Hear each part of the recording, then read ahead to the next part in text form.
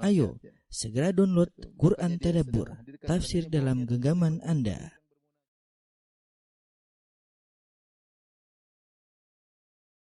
Innal hamdalillah nahmaduhu wa nasta'inuhu wa nastaghfiruhu wa natubu ilaihi wa na'udzu billahi min shururi anfusina wa min sayyiati a'malina may yahdihillahu fala mudilla lahu wa may yudlil fala hadiyalah. Wa asyhadu an la ilaha illallah wahdahu la syarika lah wa asyhadu anna Muhammadan abduhu wa rasuluhu la nabiyya ba'dah. Ya ayyuhalladzina amanu taqullaha haqqa tuqatih wa la tamutunna illa wa antum muslimun. Fa in asdaqal hadithi kitabullah wa khairal huda huda Muhammadin sallallahu alaihi wasallam. Wa syarrul umuri muhdatsatuha wa kullu muhdatsatin bid'ah wa kullu bid'atin dhalalah wa kullu dhalalatin finnar. Ma'asyiral muslimin, usikum wa nafsi bitaqwallah faqad fazal muttaqun. Sungguhnya di antara marhalah kondisi atau masa yang diperhatikan oleh syariat adalah marhalah masa muda. Oleh karenanya syariat memberikan perhatian khusus tentang marhalah ini, tahapan masa muda. Sampai-sampai Nabi SAW bersabda dalam hadisnya, sab'atun yudhilluhumullah fi yaumin la dhilla illa dhilluh. 7 golongan yang Allah akan naungi pada hari kiamat kelak, yang di mana pada hari tersebut tidak ada naungan kecuali naungan Allah, yaitu ketika di padang mahsyar di mana matahari didekatkan di atas muka bumi dengan jarak 1 mil. Ada 7 golongan yang istimewa, yang bahagia, yang Allah naungi mereka sementara manusia semua dalam kondisi kewalahan, berdesak-desakan, sampai sebagian ulama mengatakan mereka tidak punya tempat untuk berdiri kecuali tempat berpijak mereka saja. Berdempet-dempetan dengan yang lainnya, keringat bercucuran, panas. Namun ada 7 golongan yang dinaungi oleh Allah Subhanahu wa taala sehingga mereka merasa teduh pada hari yang sangat panas tersebut. Di antara 7 golongan tersebut, kata Nabi sallallahu alaihi wasallam, syabun nasha'a fi ibadatillah. Anak muda yang tumbuh dalam ketaatan kepada Allah Subhanahu wa taala. Inilah anak muda yang spesial, yang kebanyakan anak-anak muda menghabiskan masa mereka untuk bersenang-senang, untuk bergembira, ya, untuk melakukan apa yang mereka inginkan, melampiaskan syahwat mereka. Tetapi anak muda ini menghabiskan masa mudanya untuk bertakwa kepada Allah Subhanahu wa taala. Syabun nasya'a fi ibadatillah. Karenanya dalam satu hadis yang sanadnya ada sedikit kelemahan, dalam riwayat Al-Imam Ahmad, Nabi SAW bersabda, Inna Allah Azza wa Jalla la ya'jabu minasyabi laisa lahu sabwah. Sungguh Allah kagum kepada pemuda yang tidak memiliki kenakalan, ya, tidak memiliki penyimpangan. Kenapa? Karena pemuda ini lain daripada yang biasanya.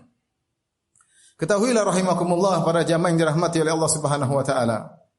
Begitu spesialnya masa muda sehingga pada hari kiamat kelak dia akan ditanya secara khusus oleh Allah Subhanahu wa taala. Nabi sallallahu alaihi wasallam bersabda, "Lan tazula qadama 'abdin hatta yus'ala an arba." Sungguhnya kedua kaki seorang hamba tidak akan bergeser sampai ditanya tentang 4 perkara.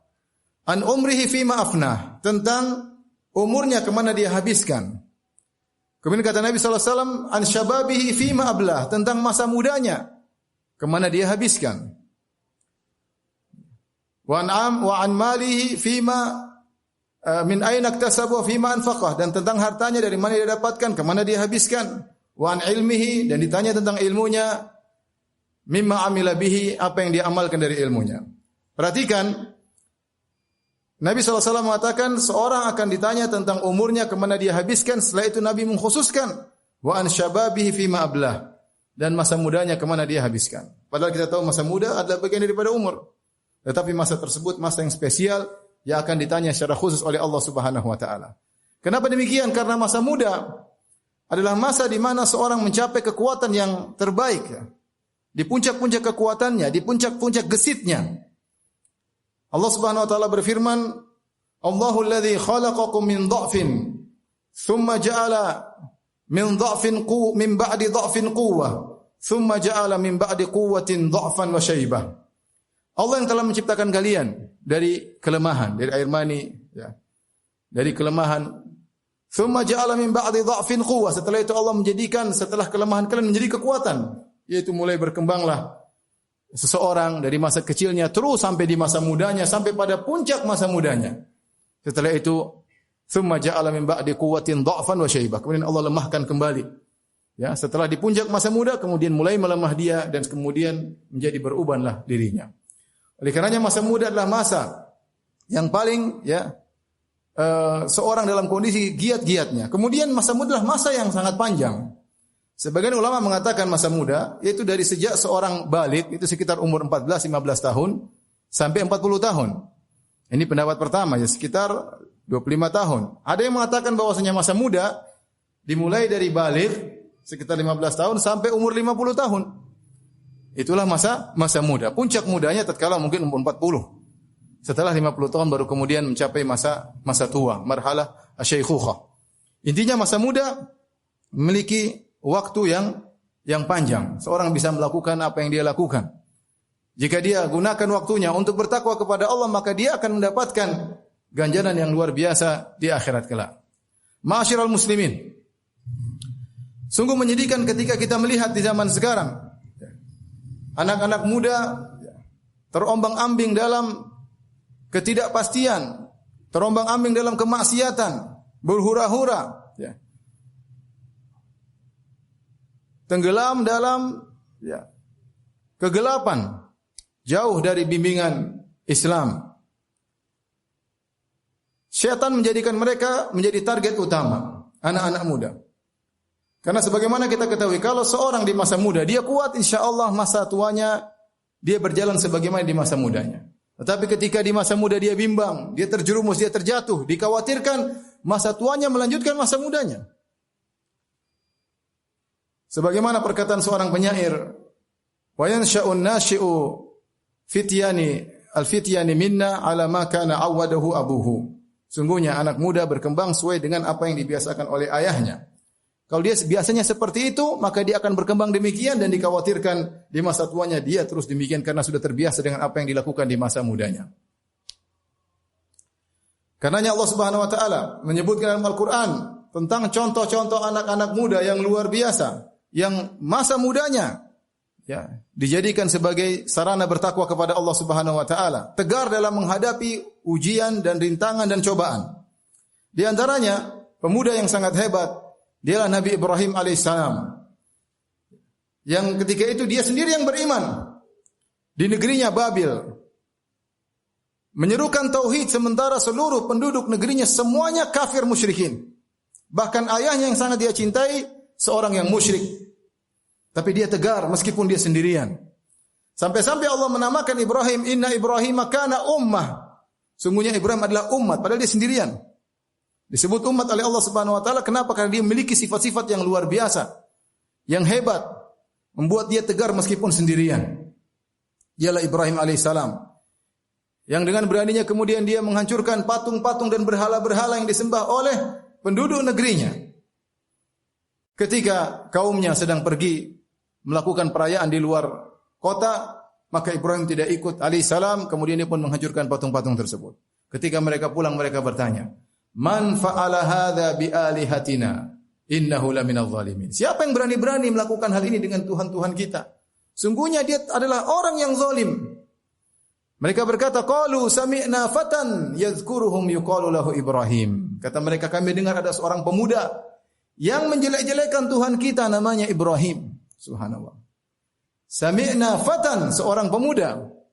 Entah Ibrahim umurnya mungkin masih belasan tahun atau 20 tahun, tapi di masa mudanya dia bergerak karena Allah Subhanahu wa taala, dia berbicara karena Allah Subhanahu wa taala, dia bertindak karena Allah Subhanahu wa taala. Allah jadikan dia contoh bagi kita seluruhnya. Bahkan Allah memerintahkan Nabi Muhammad sallallahu alaihi wasallam untuk mengikuti agama Ibrahim. Fattabi' millata Ibrahim hanifa. Wahai Muhammad, ikutlah agama Ibrahim yang lurus. Di antara anak muda yang Allah sebutkan kisahnya dalam Al-Qur'an adalah Yusuf alaihissalam. Yang Allah abadikan bagaimana seorang pemuda yang tegar digoda dengan godaan yang luar biasa. Yang tidak seorang pun dari kita mampu untuk menghadapi godaan tersebut. Digoda oleh seorang wanita sangat cantik yang disebut dengan Zulekha. Yang disebut Dia adalah lambang kecantikan di zamannya, Zulaikha. Dan wanita ini menjebak Yusuf dalam tempat yang tertutup. Tidak ada yang melihat mereka. Pintu terkunci. Sementara dia telah merias dirinya. Sehingga kecantikan di atas kecantikan. Dan dia pula yang merayu. Dia yang memaksa. Dia yang merayu. Ya. Kemudian sudah tergerak syahwatnya. Walaqad hammat bih. Sang wanita sudah tergerak syahwatnya. Dengan begitu bergejolak. Wa hamma biha. Yusuf pun sudah mulai tergerak. Tetapi dialah pemuda yang dengan ketakwaannya kepada Allah Subhanahu wa taala, maka dia pun selamat dari godaan yang sangat berat tersebut, maka dia pun kabur meninggalkan Zulaikha. Ketika Yusuf alaihissalam kabur, kemudian terjadi apa yang terjadi, maka akhirnya berita ini menjadi buah bibir di kalangan ibu-ibu di kota Mesir. Allah Subhanahu wa taala berfirman, "Wa qala niswatun fil madinati imra'atul aziz turawidu fataha an nafsihi." Berkata para wanita di kota Mesir, ya. Sungguhnya istri dari sang menteri yaitu Zulaikha turawidu fataha, dia telah merayu pemudanya. Pemuda, Yusuf masih muda. Qad syaghafaha hubba, sungguh dia telah mencintai sang pemuda tersebut dengan kecintaan yang sangat dalam. Di sini Allah menyebutkan Nabi Yusuf alaihissalam dengan fataha, yaitu seorang pemuda. Yang Allah contohkan diberi ujian yang sangat hebat. Yang kita tahu kita di anak-anak muda di zaman sekarang diuji dengan ujian yang sangat jauh dari ujian tersebut. Tapi mereka tidak bisa menghadapi ujian tersebut. Lihat bagaimana Nabi Yusuf alaihissalam diuji dengan ujian yang sangat luar biasa. Sampai Allah abadikan dalam Al-Quran sebagai contoh bagi anak-anak muda zaman sekarang. Sudah ada seorang yang pernah diuji lebih hebat daripada kita. Namun dia diselamatkan oleh Allah Subhanahu wa taala dengan ketakwaannya dan keikhlasannya. Di antara anak-anak muda yang Allah sebutkan dalam Al-Quran adalah para pemuda Ashabul Kahfi. Yang mereka 7 orang. Mereka sendiri yang beriman kepada Allah Subhanahu wa taala. Sementara penduduk negerinya semuanya musyrik kepada Allah Subhanahu wa taala. Semua kufur kepada Allah Subhanahu wa taala.